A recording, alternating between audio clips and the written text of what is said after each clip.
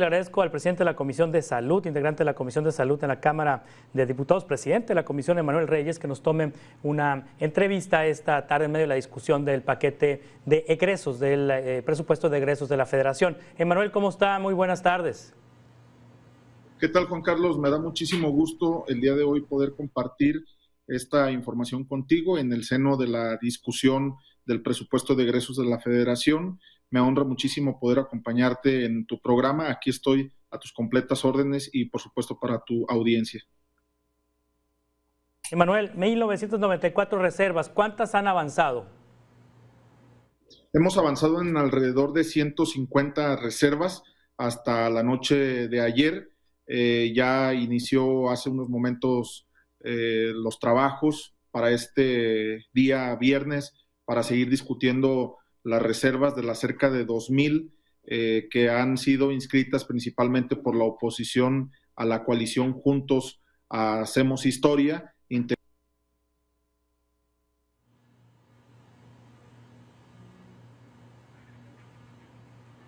Estamos con el diputado Emanuel Reyes, presidente de la Comisión de Salud de la Cámara de Diputados, justamente platicando sobre cómo va el proceso legislativo en torno a la discusión de las reservas. Emanuel Reyes es parte fundamental en esta discusión. Nos decía, apenas van 150 reservas de la discusión que fundamentalmente la oposición ha puesto en el debate. A ver, recuperamos la comunicación, Emanuel, ¿me escucha? Sí, claro, que te escucho.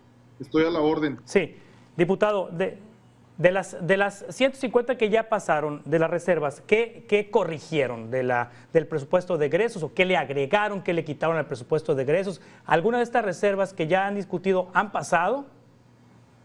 No, debo de ser claro, ninguna de las reservas presentadas principalmente por la oposición a Juntos Hacemos Historia ha avanzado. Pues a nosotros nos parece que hay un despropósito y además esto significa un show mediático de nuestra oposición. Debemos de reconocer contundentemente que hoy hay un presupuesto acorde a las necesidades de las y de los mexicanos, que recoge las necesidades más primordiales, más urgentes, por supuesto, los programas para el bienestar, para la salud de nuestro país y, por supuesto, los proyectos de infraestructura del Ejecutivo Federal.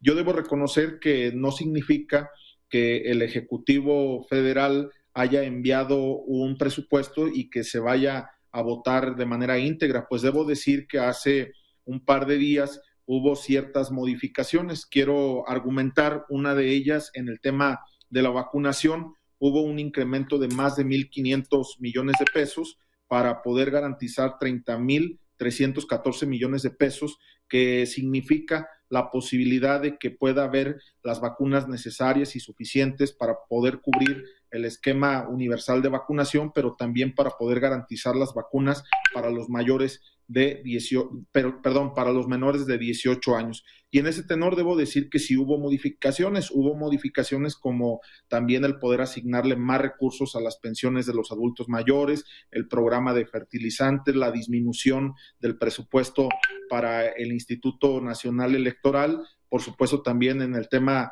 de la Cámara de Diputados, también hubo una reducción de 125 millones de pesos. También debo decir que en estos reajustes que hoy se dan, pues se están dando pensando en el beneficio de manera directa para las y los mexicanos, principalmente en el tema de salud. Y hoy lo que tenemos que destacar es que hay un presupuesto de 801,955 millones de pesos, es decir, hay 131,601 millones más en relación al presupuesto de egresos de la Federación 2021. Eso significa el 15.1% y además representa el 2.9% del Producto Interno Bruto, una cifra histórica que garantiza la posibilidad de concretar las aspiraciones y, por supuesto, el proyecto del Instituto de Salud para el Bienestar, que garantiza la salud gratuita para todas y todos los mexicanos. Semana, Emanuel Reyes, hubo un regaño presidencial al titular de Salud y al titular del INSABI, justamente porque, bueno, hay recursos, porque tienen recursos para medicinas, están ustedes programando recursos para comprar medicinas, están aumentando el presupuesto 15% al sector salud de un año a otro, pero las medicinas no llegan, ya lo reconoció el presidente, no están llegando las medicinas. ¿Este presupuesto contempla resolver el problema de distribución de las medicinas? Porque medicinas parece que sí hay. El problema es que no están llegando a donde deben de llegar, a los enfermos. Claro, aquí en esta parte, qué bueno que me dices, Juan Carlos, la distribución del gobierno federal en las entidades llega a los almacenes de cada uno de los estados de la República y de los almacenes, por supuesto, a los hospitales y a las farmacias y por consecuencia al paciente. Así que en este sentido también, para poder garantizar el abasto de medicamentos, también tiene que haber una denuncia donde no haya medicamentos.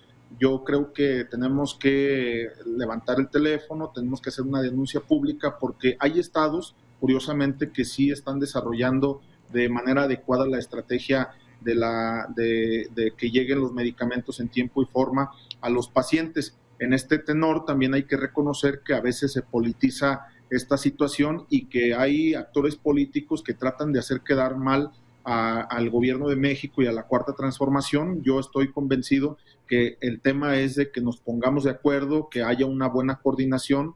Yo sí estoy seguro de que hay los suficientes recursos para poder procurar la distribución efectiva de los medicamentos para todas y todos los mexicanos, y creo yo que a través del proyecto de las compras consolidadas considera la posibilidad de que haya medicamentos a bajo costo, los medicamentos que compra el gobierno, pero además de mayor calidad, y eso por consecuencia tendría que haber medicamentos para todas y todos los mexicanos. Creo que es una estrategia que sí ha fallado un poco, pero me parece que en el camino se ha venido corrigiendo, y yo estoy seguro que el abasto de los medicamentos tendrá que ser regularizada a la brevedad. Qué bueno que el presidente Andrés Manuel López Obrador pone atención especial en este tema, y debo decir que en este tema le entramos todos. Por eso yo, como presidente de la Comisión de Salud, me ofrezco como un interlocutor allá en aquellas entidades federativas y sobre todo con los pacientes del INSABI, pero también con el ISSSTE y con el IMSS, donde no haya medicamentos. Nosotros vamos a levantar la voz para poder garantizar que esos medicamentos lleguen en tiempo y lleguen en forma a las y a los mexicanos. Sí, ¿qué entidades ha detectado usted, Manuel Reyes, que las medicinas están pero no se distribuyen? Bueno, yo debo decir que en este tenor nosotros hemos conocido de denuncias en algunos estados de la República, como el estado de Chihuahua, como el estado de Hidalgo, como el estado de Jalisco, donde los medicamentos están, y bueno, ahí está fallando la estrategia de la distribución. Yo pediría en este tenor que nos hagan la denuncia y nosotros vamos a canalizar lo correspondiente para que esas denuncias sean solucionadas, es decir, a la brevedad. Pero hay estados donde sí se está distribuyendo sí. Es decir, solo fallan en estados no gobernados por Morena. Es decir, me está mencionando Chihuahua, que gobierna PAN, me está mencionando el estado de Jalisco, que gobierna Movimiento Ciudadano, y me mencionó Hidalgo, que gobierna el PRI. O sea, son en los estados de partidos distintos a Morena donde no están fallando la distribución. ¿Quiere decir que en los estados donde gobierna Morena no hay desabasto? A ver, yo no quiero decir que sean los únicos estados, puede haber otros estados, los que hasta el día de hoy hemos detectado, según las denuncias públicas, pues son en estos estados, pero también hay otros estados que no son gobernados por Morena y que está resultando efectiva la distribución de los medicamentos, como el estado de Guanajuato, donde se están distribuyendo los medicamentos en tiempo y forma, y vamos a revisar de manera muy puntual, sean de Morena o no sean de Morena, donde no se esté distribuyendo de la manera correcta y donde no se estén surtiendo las recetas de los medicamentos para las y los mexicanos. Vamos a poner puntual atención, vamos a poner el dedo para poder garantizar que los medicamentos sí lleguen a los pacientes. Sí, me dice entonces que la responsabilidad de la distribución de los medicamentos en los estados, ¿es una responsabilidad estatal o es una responsabilidad federal? Yo creo que en este tenor es una corresponsabilidad entre los estados, las secretarías de salud de cada una de las entidades federativas y por supuesto del INSABI. Yo debo decir que los recursos están garantizados y que la distribución de los medicamentos a través del INSABI también están garantizados, y quien ejecuta la estrategia son las entidades federativas. Por eso en el convenio de incorporación del Instituto de Salud para el Bienestar, donde la mayoría de los estados firmaron ya, pues garantizaba precisamente los compromisos de adhesión, los compromisos del cumplimiento de los objetivos y ello, por supuesto, el que los medicamentos llegaran en tiempo y forma a todos los hospitales de cada una de las entidades federativas. Pero también donde no hubo convenios de adhesión, sino más bien convenios de colaboración, también había un compromiso de las entidades federativas que de los recursos que les lleguen a cada uno de ellos a través del Instituto de Salud para el Bienestar, aunque no hayan firmado los convenios, ellos están obligados a cumplir. Es más, creo yo que es una doble obligación el poder garantizar que los recursos, que los medicamentos lleguen a todas y a todos. Sí, en proyectos de infraestructura en materia de salud, ¿qué proyectos son los más importantes que contempla este paquete económico para 2022 en el país?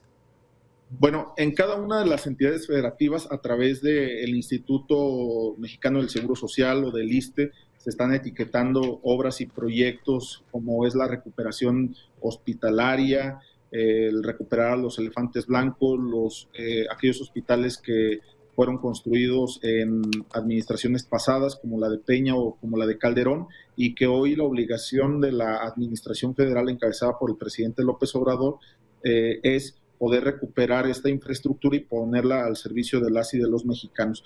Pero además, también tenemos que decir que este proyecto de egresos de la Federación 2022 garantiza el incremento a los institutos nacionales, como por ejemplo el Instituto Nacional de Cancerología, que tiene un incremento del 25% de su presupuesto en relación al 2021, o por ejemplo el Instituto Nacional de Cardiología, que tiene un incremento de 41%, solo por mencionar algunos. Van los incrementos desde el 6 hasta el 80 y tantos %, y eso significa de que va a haber más presupuesto para los institutos para poder garantizar medicamentos gratuitos, para poder garantizar la atención gratuita, que en hospitales de tercer nivel no haya ni un solo cobro y que esto se garantice en beneficio de todas y de todos. Pero además también tenemos que decir que en el tema de aportaciones a la seguridad social, por supuesto a los programas de salud, de vacunación, hay incrementos muy importantes, y también para la basificación del personal médico de salud. Hay que reconocer que todavía hay mucho personal eventual y que hay un compromiso vigente del presidente López Obrador para poder garantizar que esas enfermeras, que esos médicos que han venido colaborando, sobre todo en la etapa más difícil de esta pandemia, quienes se han jugado su propia vida, pues también tienen que ser reconocidos a través de la basificación, a través de esos contratos que garanticen oportunidades de trabajo para todas y todos los trabajadores de la salud. Sí, diputado, finalmente le pregunto sobre las vacunas, lo que presupuestaron ustedes de recursos adicionales para comprar vacunas. Estos recursos adicionales son para terminar de vacunar a la población mexicana con el esquema completo de lo que inició en diciembre del año pasado, en enero de este año en el territorio nacional, o ya está previendo el gobierno federal una revacunación. Sabemos que pues hay algunos países que ya están revacunando a las personas con tercera dosis para fortalecer la inmunidad. ¿Ya está previendo el gobierno federal la posibilidad de revacunar el próximo año? Hoy hay cerca de 80 millones de mexicanos que por lo menos cuentan con una dosis. La gran mayoría ya tiene su segunda dosis, y es importante decir que hoy, de los 30,314 millones de pesos que garantizamos en el PEP 2022, 26,500 millones están garantizados para que haya vacunas para los menores de 18 años y que en un corto tiempo podamos tener y garantizar la inmunidad colectiva en todo el territorio nacional. Eso significa también vacunar a los menores de edad y, por supuesto, ¿por qué no pensar en una tercera dosis? Hay que pensar que también nosotros estamos sujetos a las recomendaciones de la OMS y, por supuesto, de la OPS, y eso significa también estar bajo los estándares internacionales en salud. No es una política de ocurrencias, me parece que lo que ha venido diciendo el presidente López Obrador obedece precisamente a las recomendaciones de estas organizaciones mundiales de la salud, y que además esto ha sido de manera progresista. Hay que reconocer que cuando se dio el arranque de la estrategia de vacunación en nuestro país, empezó primeramente por los adultos mayores y de ahí hacia abajo, Entonces, quienes siguen por consecuencia son los menores de 18 años. Entonces, es una estrategia, está funcionando y nosotros aquí en la Cámara de Diputados estamos garantizando los recursos necesarios y suficientes para que toda la población mexicana pueda tener su vacunación completa. Manuel Reyes, presidente de la Comisión de Salud de la Cámara de Diputados, muchas gracias por tomar esta entrevista. Estamos en contacto. Muchas gracias.